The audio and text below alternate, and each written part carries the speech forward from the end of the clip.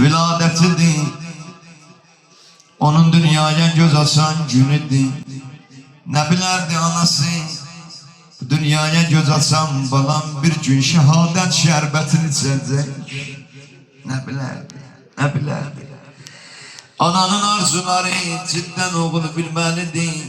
Bazısı ağlamalı, bazıları gülmelidir. Ne bileydim ki balam bu yaşında ölmelidir. Xudaya ruhların, şəhidlərin şad elə, verilən ehsanatı qəbul elə. Bu günlər İmam Hüseyin ağanın 7-sidir. Bu cəmə Kərbəlanı nəsib elə.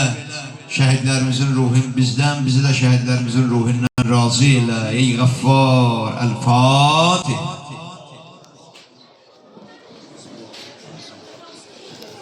Allah kömək olsun. Allah sizdən razı olsun. Gələn ayaqlarım var olsun. Allah sizi var eləsin. Səs su Allah qüvvə versin. Hər zamanda sizin, belə deyim, kimi insanların sayını çox eləsin. Var olasın. Sen Allah'la görmek istiyorsan. Narahat eləmək Heç istəmirəm. ne deme. Gəl yuxarı, hacı. Gəl yuxarı.